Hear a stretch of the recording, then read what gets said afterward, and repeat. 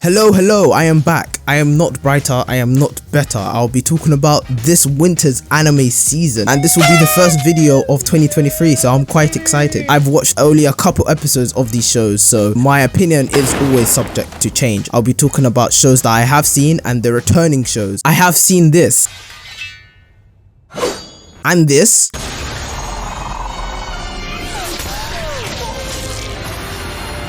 And whatever the hell this is, let's get straight into this. This show has been on the backs of everyone's mind and it has made a return this season, Vinland Saga. As a fan of the epilogue with such epic battles and schemes, friendships and betrayal, horror and beauty, I was starving for more. I needed more. And with such a great ending to season 1, and it only being the epilogue, I was expecting way more battle, schemes, friendships, betrayal, horror and beauty. And then this is what we got. We got Minecraft.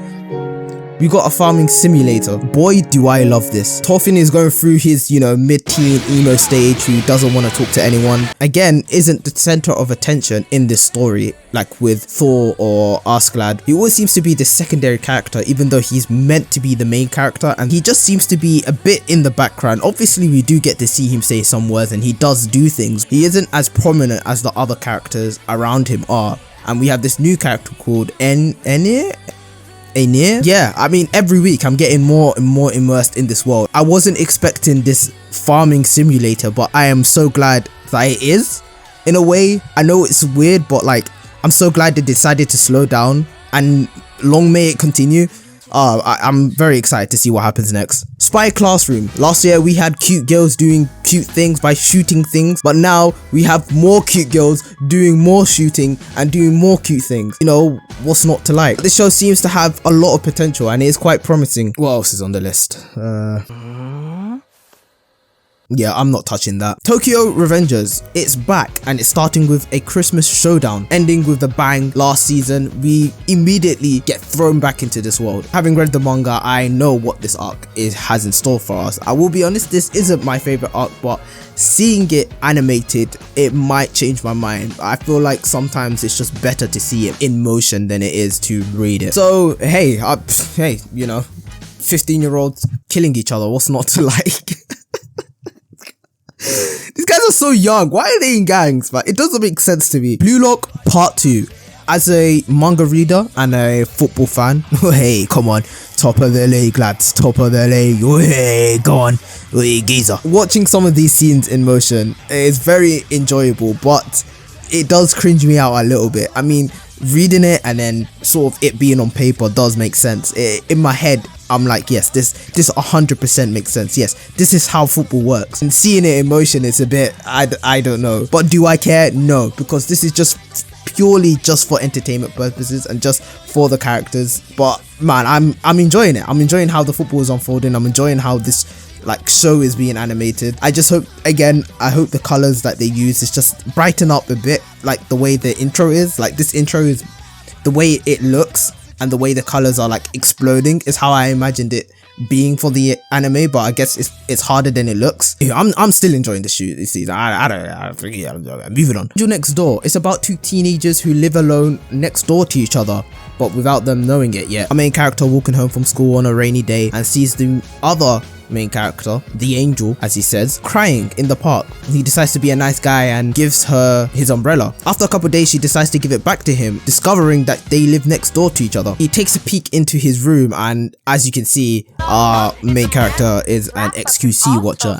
We all know how that half lives. She decides to help improve his living conditions and cleans up and actually cooks food for him. It's actually quite a sweet show, and I enjoy their relationship that's developing. Is kind of cute, so I hope it continues in this trajectory. I don't know why I emphasize trajectory like that. Anywho, I'm moving on. Campfire cooking. As I was scrolling through the seasons list, I was picking out which shows to watch and which shows I don't want to watch. Seeing this intriguing concept, I was surprised to see Mappa animating this, so I had to check it out. I don't like isekais, but this wasn't that bad of a start. After being teleported into another world, our main character has the power of Amazon Prime. That's right, he could potentially be Jeff Bezos of this world.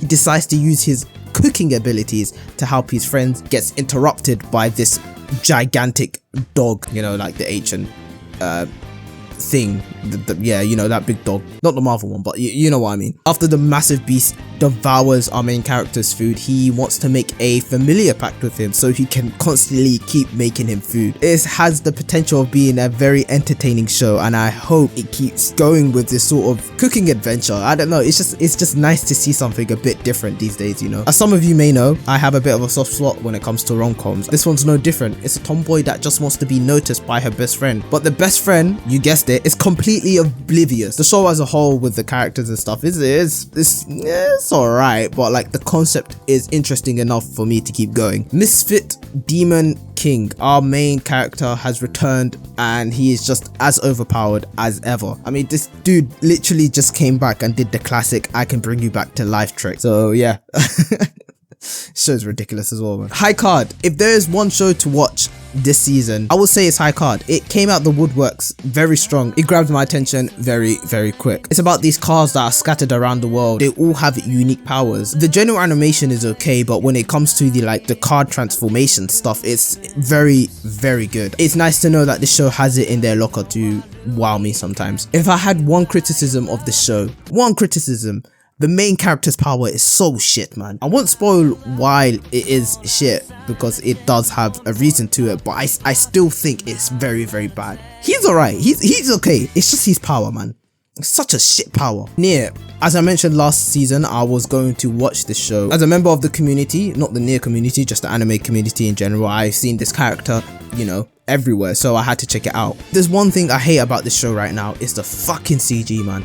Some of the CG is actually good. When they CG the robots, they don't seem that bad. They actually look pretty fine to me. But it's the mechas, man. The mechas.